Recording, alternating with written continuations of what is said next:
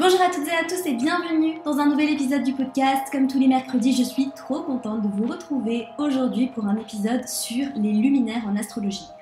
Les luminaires, le soleil et la lune, qu'est-ce qu'ils signifient, qu'est-ce qu'ils symbolisent dans ton thème astral et comment leur interprétation va pouvoir t'aider à mieux te connaître sous les angles de l'identité, du toi, de ton toi profond, de ton toi émotionnel. On va en parler dans cet épisode. Ce sont deux points qui sont vraiment clés dans l'étude du thème astral. Le soleil et la lune, c'est vraiment par là qu'on commence, et l'ascendant évidemment. Ça, ce sera le sujet d'un autre épisode.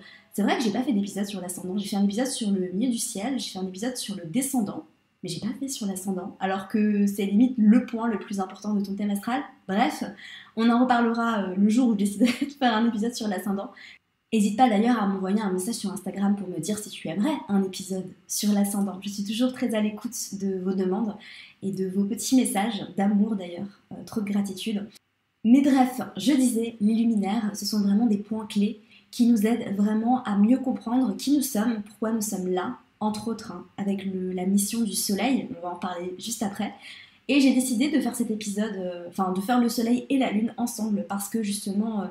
pour moi, ça fait sens en fait, de parler du soleil et de la lune, de parler en fait de ces polarités dans leur entièreté et aussi de les confronter, en fait de confronter ce que symbolise le soleil et ce que symbolise la lune. Parce que c'est vrai que très généralement, on se reconnaît assez facilement dans son signe solaire, on se reconnaît aussi très facilement dans son signe lunaire. Je dois dire d'ailleurs que généralement, quand on découvre le signe lunaire, c'est souvent une révélation. Parfois, on ne se reconnaît pas toujours dans son ascendant. C'est vrai que j'ai pas mal de personnes qui me disent qu'elles ne se reconnaissent pas dans leur ascendant, et il y a une raison à ça, et je vous expliquerai ça quand je déciderai de faire l'épisode sur l'ascendant. Voilà, c'est pas encore prévu, mais je pense que je vais le prévoir. Enfin, il n'y a pas moyen que j'ai pas de podcast sur l'ascendant. Bref. Mais généralement, le signe lunaire, c'est assez souvent une révélation. En fait, on se dit « Ah, mais voilà pourquoi ?» Donc on va en parler aujourd'hui parce que ça explique beaucoup de choses sur ce qui nous sécurise, notre intériorité, le nous en fait à l'intérieur, qui nous sommes, de notre intimité, notre facette proche en fait, celle qu'on montre aux personnes qu'on aime, aux personnes qui sont très proches de nous. Donc voilà, joli programme aujourd'hui. Petit update, rien de spécial, c'est l'été, c'est tellement calme en fait en été, même moi, en fait, j'ai du mal à être active parce qu'en fait, j'ai tellement pas de retour, et normal, hein, enfin, j'imagine que tout le monde profite, hein, ce qui est normal. Moi, un peu moins. Il faut que ça change. J'ai l'impression de ne pas profiter à fond de mon été, mais ça va changer. Ça va changer. D'ailleurs, la semaine prochaine, je pars en voyage, je suis trop contente. Je pars en pèlerinage à Londres. Ça fait trop bizarre de dire ça comme ça. Non, blague à part. Non, je parle en pèlerinage à Londres. Pourquoi je dis ça? Parce que Londres, enfin, si vous avez vu ma dernière vidéo YouTube... Ah non, d'ailleurs, c'est pas la dernière, c'est l'avant-dernière. Parce que hier, j'ai sorti une nouvelle vidéo sur YouTube. D'ailleurs, n'hésite pas à aller la regarder. Parce qu'elle est très drôle. Enfin, moi, j'ai rigolé de moi-même, en fait, en mode autodérision. Parce que je calcule un thème astral à la main et j'avais jamais fait ça. Et je trouve que c'est pas normal en fait que dans nos études d'astrologie on nous apprenne pas à calculer un thème astral à la main, donc peut-être que c'est quelque chose que je vais inclure dans mes formations, enfin principalement dans la formation pour devenir astrologue professionnel, le mentoring astro-intensif. Peut-être que j'inclurai quelque chose qui explique en fait comment calculer un thème astral, parce qu'en fait en le faisant je me suis rendu compte à quel point je ne savais pas le faire, parce que évidemment on t'apprend à analyser un thème astral, mais on ne t'apprend pas à le dessiner, parce que maintenant que nous n'avons plus besoin de le faire, pourquoi on le ferait? Cela dit en passant, c'est quand même important de comprendre comment ça marche, comment ça fonctionne, quoi. Enfin, je sais pas. Je vais peut-être pas faire tout un module là-dessus, parce que voilà, aujourd'hui on a la chance d'avoir des outils qui font ça pour nous, mais c'est vrai que je me dis que ce serait quand même cool. Comme le module que j'ai fait sur l'histoire de l'astrologie, en fait, c'est quelque chose que j'ai créé de toutes pièces, mais dans toutes mes formations, j'en ai suivi plusieurs, on n'a jamais... fait de module sur l'histoire de l'astrologie, quoi. Alors que pour moi, c'est la base. Enfin, comment tu veux étudier quelque chose si tu sais pas d'où ça vient, comment ça a commencé? Enfin, c'est important. Bref, c'est aussi une forme de respect, en fait, pour l'art qu'on pratique, de connaître un peu son histoire. Et si toi qui m'écoutes, t'es pas astrologue pro, mais que t'es passionné d'astrologie, renseigne-toi quand même. J'ai fait un épisode d'ailleurs sur l'histoire de l'astrologie, donc n'hésite pas à aller l'écouter. Voilà. Mais du coup, je disais, je parle dans tous les sens, ça y est, ça commence. Du coup, je disais... que c'était très calme sur les réseaux, et normal, hein, c'est un peu le premier été qu'on a depuis 2019, donc profitez, hein, franchement, kiffez-vous et restez loin de votre téléphone, mais du coup vu que c'est calme, qu'il y a moins de réactions, il y a moins de messages, il y a moins de vues sur les stories, du coup moi aussi je suis un peu moins là quoi. Voilà.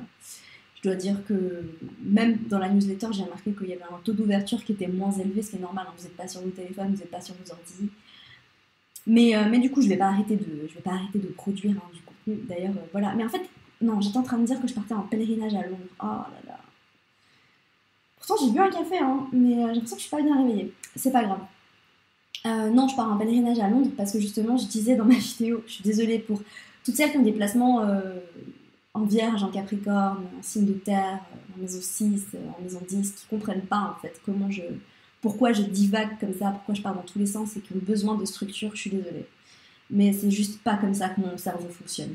C'est juste pas comme ça que mon cerveau fonctionne. Et j'ai beau faire un plan, j'ai fait un plan d'ailleurs de ce que je vais dire aujourd'hui, à part pour l'intro. J'ai fait un plan, donc je vais essayer de rester structurée. Mais c'est vrai que pour l'intro, c'est un peu du blablatage, donc je vais pas... Enfin bref, je pars en pèlerinage à Londres parce que c'est à Londres que je suis tombée amoureuse de l'astrologie il y a plusieurs années de ça. Et c'est pour ça que je dis que je pars en pèlerinage. Mais après, mon intention, c'est de faire un petit voyage à Londres et de kiffer, parce que j'adore cette ville, surtout en été, c'est hyper cool. Voilà, je pars toute seule à Londres, ensuite je vais à Paris quelques jours. Je suis contente aussi de partir à Paris. Et après je vais en Suisse. Quelques jours aussi avant de rentrer à Lisbonne. Parce que j'habite à Lisbonne, pour ceux qui ne le savaient pas. Voilà. Mais donc regardez ma vidéo sur comment je suis devenue astrologue, parce que j'explique en fait ce qui s'est passé à Londres. J'ai quand même une histoire assez dingue avec l'Angleterre en fait. Quand j'y pense en fait, mais je pense qu'il n'y a pas de hasard. Je n'ai pas encore exploré cette partie de mes vies antérieures. Je sais que j'ai eu énormément de vies antérieures dans des pays anglophones, parce que pour la petite histoire, c'est quelque chose que je ressens depuis toujours, mais c'est limite plus facile pour moi de parler anglais que de parler français. Des fois, j'ai l'impression que je parle mieux à l'intérieur de moi. Je suis pas bilingue en anglais, mais je suis fluent, comme on dit.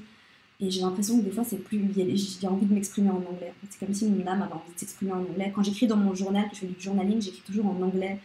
Je lis tout en anglais. Mes podcasts préférés sont toujours en anglais. Enfin, je sais pas, j'ai vraiment une connexion très particulière avec cette langue. Et en fait, j'ai mis mon entreprise en Angleterre sans même trop réfléchir. Enfin, il y a une raison fiscale, hein, évidemment. Il y a une raison fiscale, mais après, il y a des pays où c'est pareil, et il y a même des pays où c'est plus avantageux. Mais bref, ça sera le sujet peut-être d'un autre épisode de podcast, où on parlera plus business, fiscalité et tout.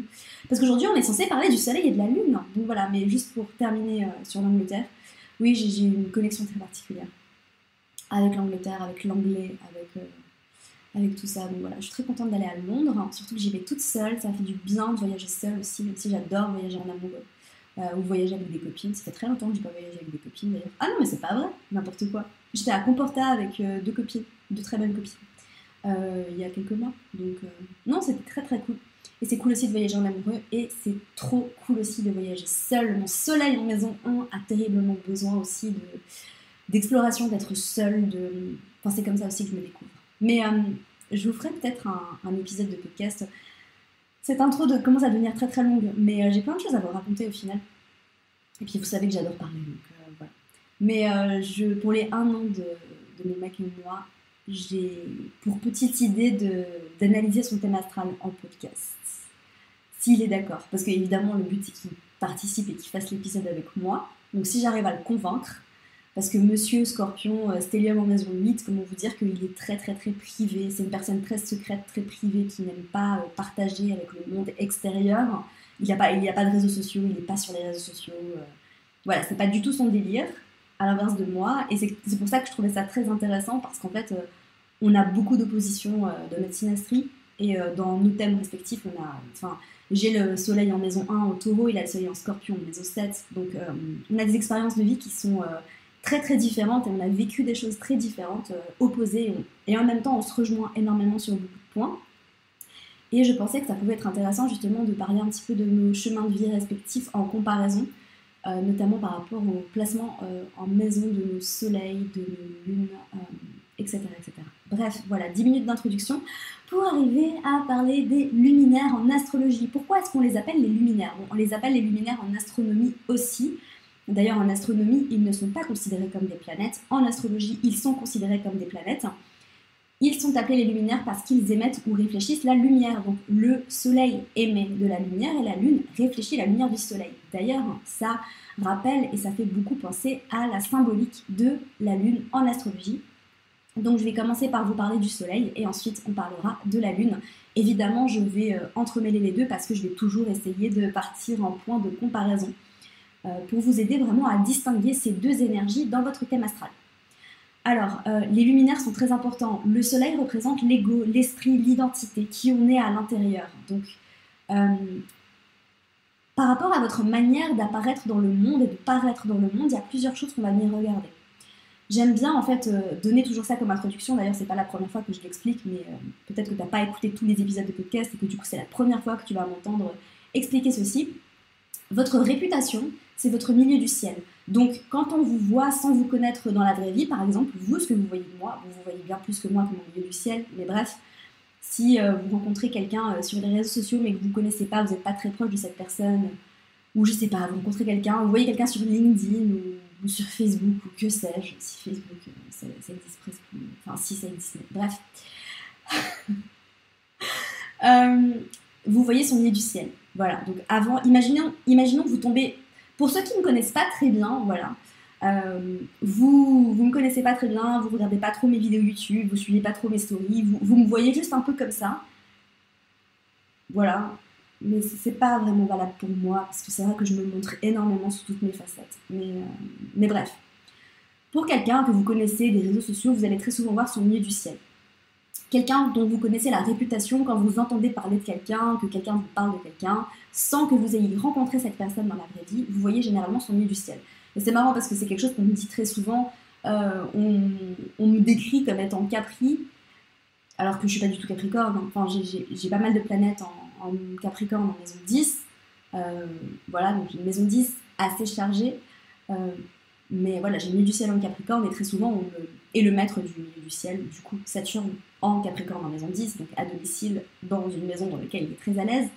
Donc c'est pour ça que je projette en fait de l'extérieur cette image d'entrepreneur qui travaille beaucoup, qui est déterminé, très ambitieuse, etc. Bon, après je suis comme ça aussi, mais c'est... voilà, enfin bref. Tout ça pour dire que ce que vous allez renvoyer comme image, votre milieu du ciel. Ensuite, imaginons, vous rencontrez quelqu'un dans la vraie vie, là vous allez voir l'ascendant de la personne. Donc la première impression que vous allez avoir de quelqu'un, avant de vraiment commencer à discuter plus en profondeur avec cette personne, vous allez voir son ascendant. Donc évidemment, votre ascendant, suivant votre ascendant, vous allez paraître de cette manière-là. Voilà. Mais on en reparlera pendant l'épisode sur l'ascendant. À savoir que si vous êtes ascendant Lion, vous allez paraître très rayonnant, très lumineux. Si vous êtes ascendant Bélier comme moi, vous êtes très enthousiaste. Enfin, moi, quand je rencontre quelqu'un, je suis très enthousiaste, je parle très fort, je suis très rentre dedans au premier abord. C'est pour ça que je peux paraître extravertie, mais je ne suis pas extravertie. C'est un piège. Et ensuite, vous allez voir le soleil de la personne. Quand vous allez commencer à discuter avec quelqu'un, que vous allez connaître cette personne un peu plus, que vous allez la revoir, etc., vous allez voir son signe solaire. Et c'est seulement les personnes desquelles vous êtes très proche